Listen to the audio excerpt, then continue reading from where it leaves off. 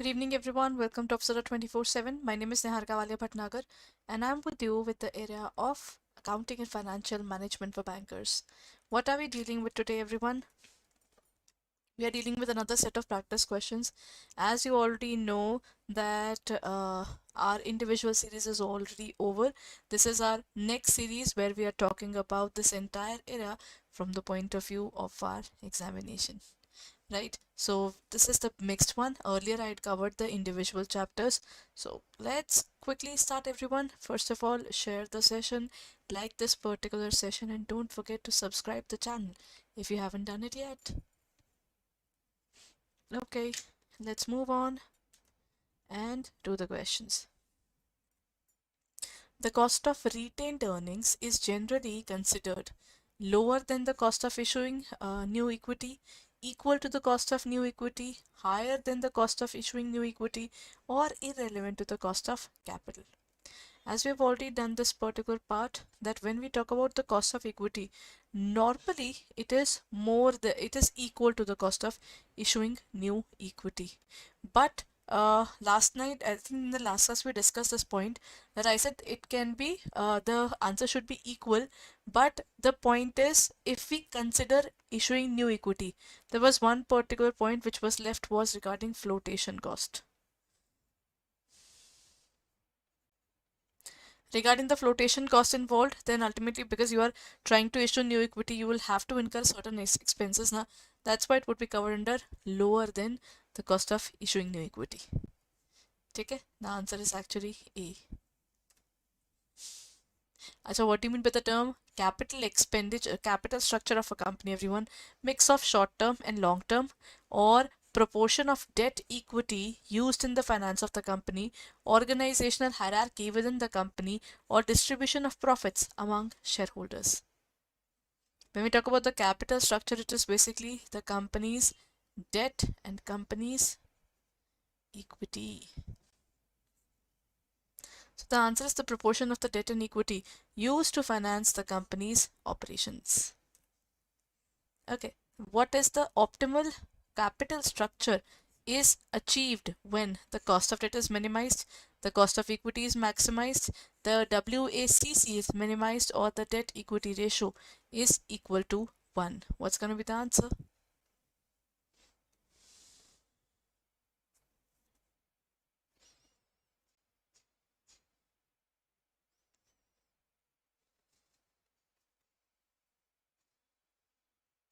What's going to be the answer, everyone?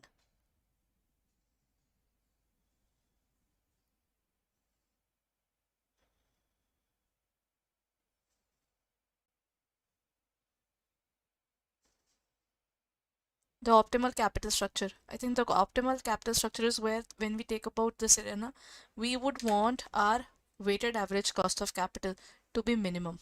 Weighted average matlab, this is blend of debt as well as equity. Okay, this is it to the debt as well as equity. So in this case, the answer is actually C.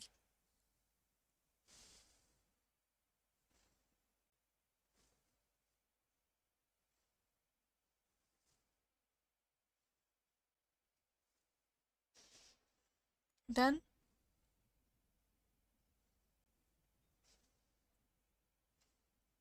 Because we would want that our overall cost is minimized.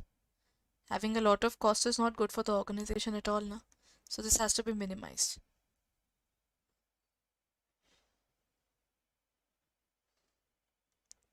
Chaliye, let's move on.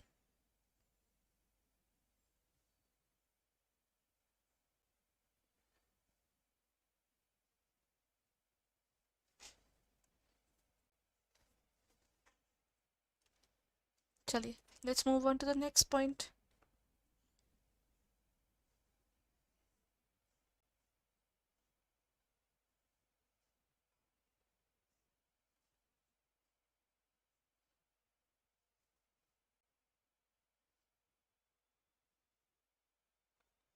What is the key feature of a joint stock company, everyone? Limited liability, or perpetual succession, or partnership, agreement, or sole proprietorship? See, sole proprietorship and all are different.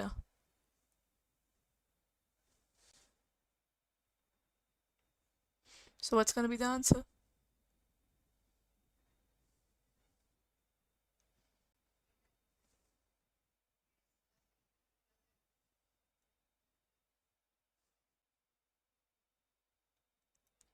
What's going to be the answer according to you, everyone?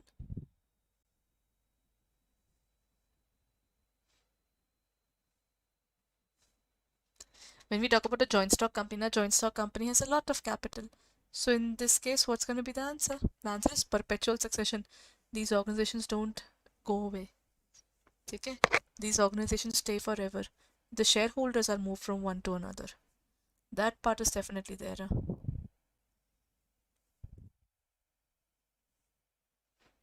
Done?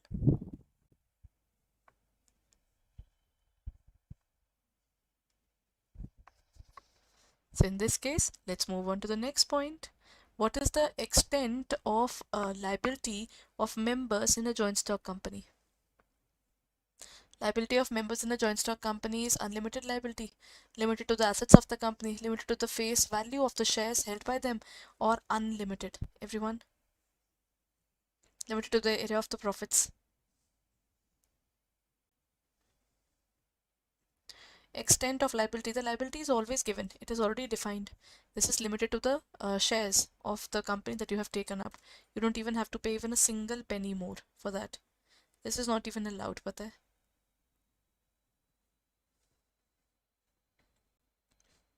Done, everyone? Now let's look at the next question then.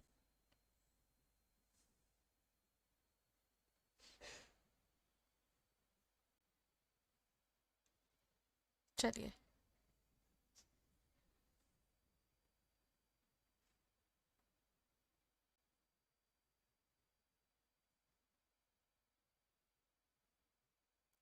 Next question. How many members are there in a private company according to the Companies Act 2013? Members in a private company, everyone. There are two kinds of companies, public and private. If you can invest in an organization that is a public company, where anybody can, general public can be there.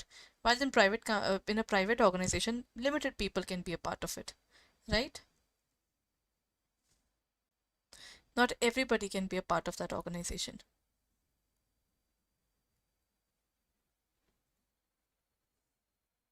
So when such a scenario is there, then what would be the value? Everyone?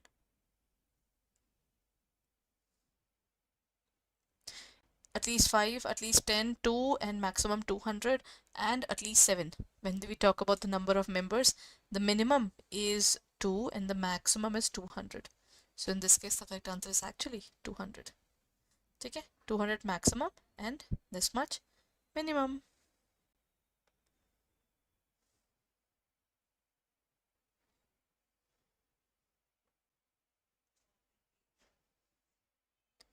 Done?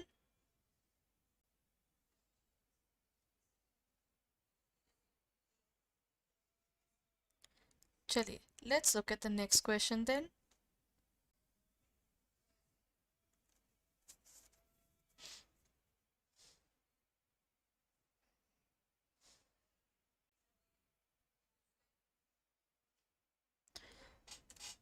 What is the minimum capital for private company? पता है वैसे तो this minimum capital concept was there earlier. It was removed overall later, but it is still there in the book, so we are following that part, everyone. What is the minimum capital? Everybody, what's going to be the minimum capital? Minimum capital is 1 lakh, 5 lakh, 10 lakh, or 50 lakh. The minimum capital is actually for an organization that would be 1 lakh for private and 5 lakh for equity. This used to be the minimum capitals which were defined. Now it doesn't exist anymore, this particular concept, but it used to be there earlier. Huh? Okay? Now let's look at the next question then.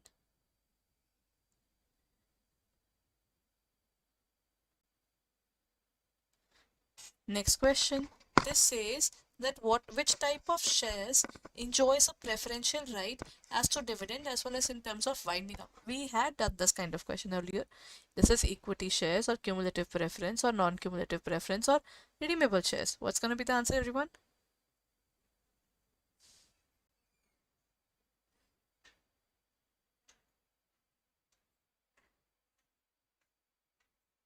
In this case, when we talk about the preferential right as to dividend or returns, this is always preference shares.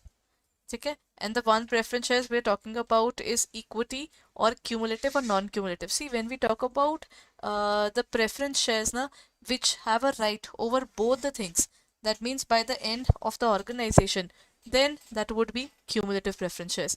Cumulative have another definition as well. In case they are not given dividend in one particular year, there will be paid dividend in the upcoming year. Okay, their dividend is accumulated if not paid. That's the rule. Done.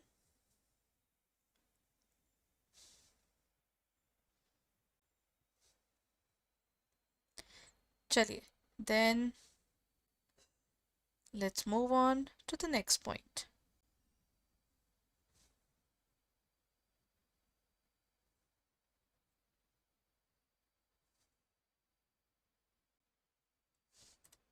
Which type of entity enjoys a perpetual existence?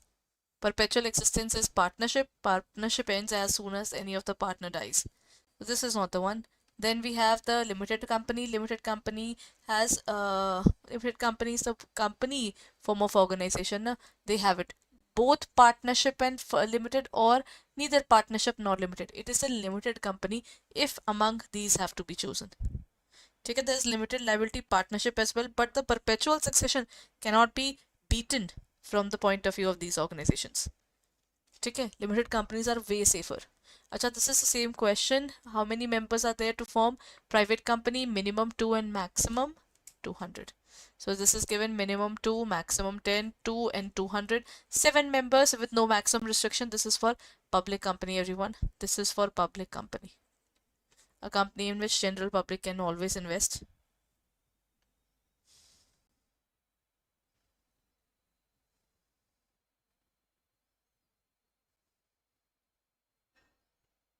Now what's going to be the answer?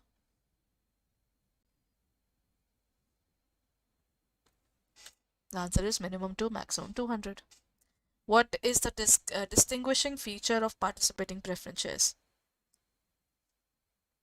Participating preference shares are the ones who are actually able to participate even in the area of surplus that the company is earning. Okay, these people are really strong or people who have bought preference shares at a very high price again. These people are responsible for the point of view of the organization in such a way that they're talking about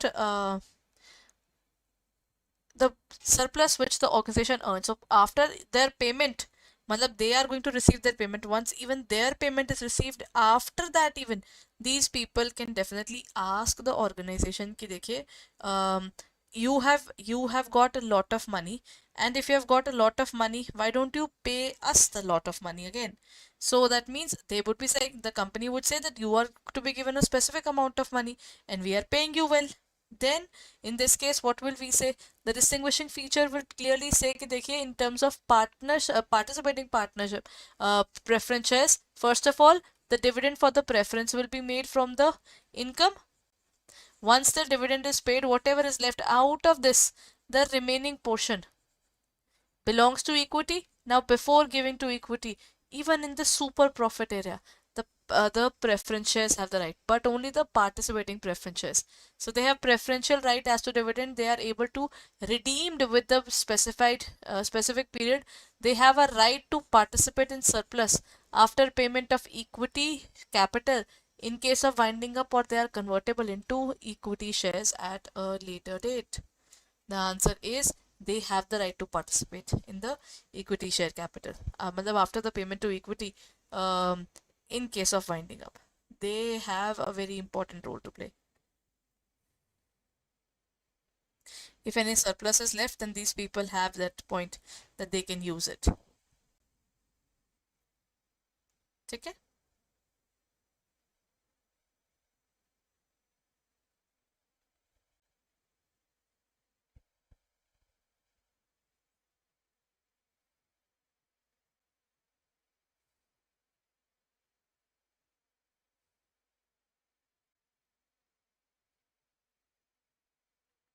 Now comes the next question, everyone.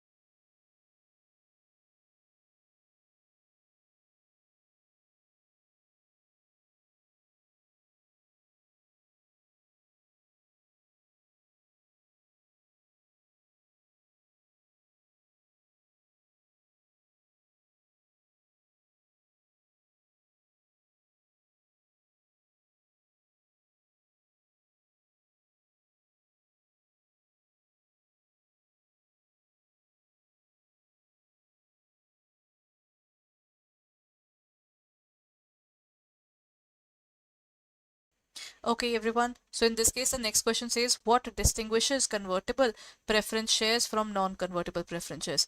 Convertible are basically the one which can be converted into equity, and which cannot be converted into equity are termed as non-convertible. Okay. So in this case, the correct answer is basically the ones which can be converted into equity shares at a later date. These shares have the capability that they can be converted. Done. Okay, everyone, if you haven't subscribed to our channel yet, then please go ahead and subscribe to our channel.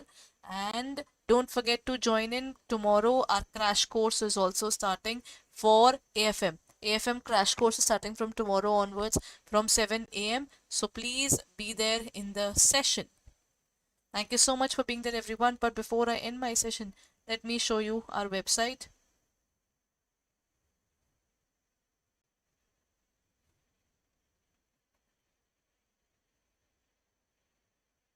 Okay, there it is. This is our website. You can check out our crash course from there itself. The crash course is available here. Go on to the era of JIB and CIB, go on to the era of JIB May 2024, and go on to this era of, so this is Mahapack, everyone. Mahapack is currently available at 81% discount. Please go ahead and check it out right away. Okay, use the code Y541 and you get the maximum discount in this case. So you can get for 6,000 rupees only. So check it out before the offer ends. Done, everyone? Chaliye.